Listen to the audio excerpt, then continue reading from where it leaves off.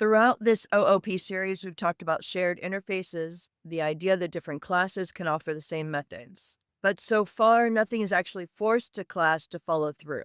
So in this video, let's fix that with abstract base classes. An abstract base class lets you define a contract, a set of methods that every subclass is required to implement, and Python will enforce it for you. We'll build it around a real example, a payment system. So the situation, we want every payment method in our app to have a pay method. So we write a base class, payment method, with a pay that just raises not implemented error as a kind of reminder. Then we write a credit card subclass. But you can see credit card doesn't actually write pay yet, it just says pass. So the problem is that Python is perfectly happy with this. The class exists, you can create it, and nothing warns you that anything is wrong. So the reminder we might have left ourselves wouldn't do anything until it's too late. So we create a credit card and it works fine, no complaint. Then much later, possibly in production, possibly in front of a customer, someone finally calls pay. And only now does it blow up with the not implemented error.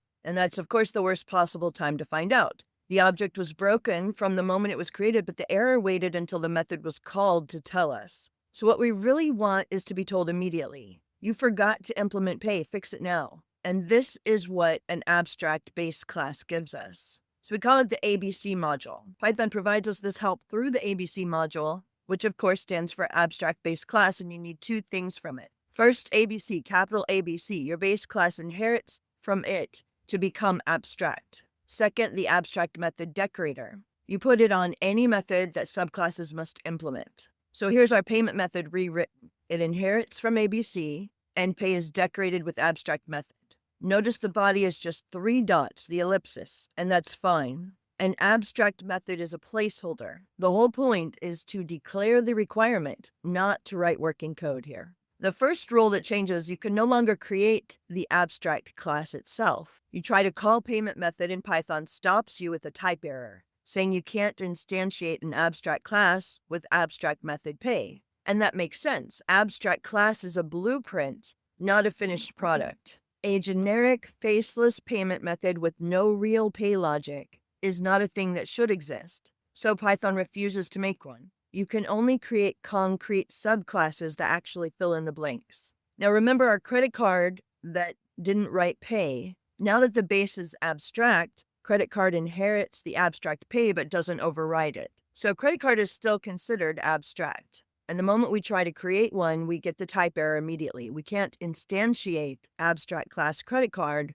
with abstract method pay. And that's a win. The error fires the instant you try to make the object, not hours later when pay finally gets called. You fail fast and you fail exactly at the right place while you're writing the class, not while a customer is checking out. So here, credit card actually implements pay, printing that it's charging the card. And PayPal implements pay on its own, printing that is paying via PayPal. The moment a subclass implements every abstract method, it becomes concrete. And you can create it normally then. Credit card, pay 50, charges 50 to the card. Each subclass satisfies the same contract in its own way, because the abstract base class made sure pay actually exists. So now here's a checkout function that takes any payment method and calls pay on it. Then we loop over a credit card and a PayPal and check them both out. The checkout function calls pay with complete confidence the method exists. It doesn't need to check, it doesn't need a fallback, it doesn't need to worry about a payment method that forgot to implement pay, because that object could never have been created in the first place.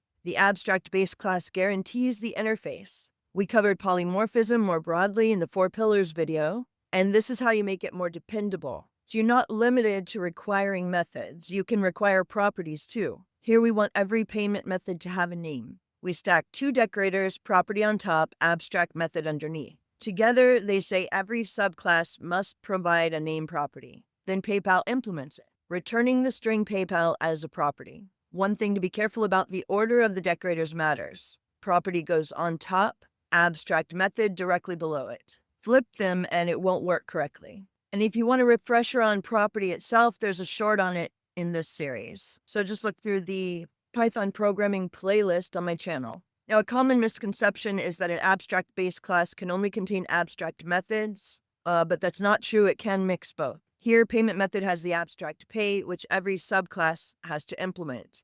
but it also has a fully concrete receipt method that returns a thank you string. Every subclass inherits receipt ready to use for free while still being forced to write its own pay. And that combination is really powerful. You put shared logic that everyone gets in the concrete methods, and you enforce the parts that must differ with the abstract ones. Shared behavior up top, required behavior guaranteed below. Now, a fair question, if you'd watched the video where I was talking about duck typing, I was saying that Python doesn't necessarily care about the type as long as the object has the right method. So then you would say, why use an abstract base class? Well, duck typing says if it has a pay method, it works. It's flexible, needs no shared parent. But if the method is missing, you don't find out until it's called. So it's great for small or loose code. An abstract base class says you must have pay to even exist. It's an explicit enforced contract, and a missing method fails at creation time. It shines in larger code bases, on teams, and in frameworks.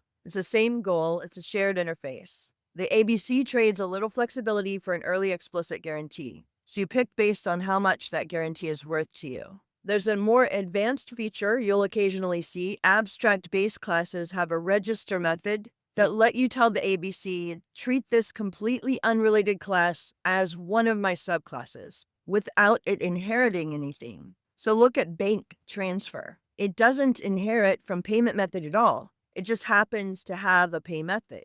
We call payment method.register passing bank transfer. Now is instance of a bank transfer against payment method returns true. Python treats it as a virtual subclass. This is handy for slotting existing classes into a contract retroactively. But there's an important catch. Registration does not enforce the methods. It's a promise you're making, not a check Python runs. So use it sparingly and only when you know the class really does fit. Now let's talk about judgment, because abstract base classes are not always the right tool. They're a great fit when you have several classes that genuinely must share the same interface. When you have a base that should never be instantiated on its own, and especially in libraries and frameworks where other people will be writing the subclasses and you want to guide them. But they can be overkill when you only have one or two small classes that you fully control. In quick scripts, where duck typing is more than enough, or when the contract is so obvious nobody's going to miss it. Reach for an ABC when the guarantee earns its keep,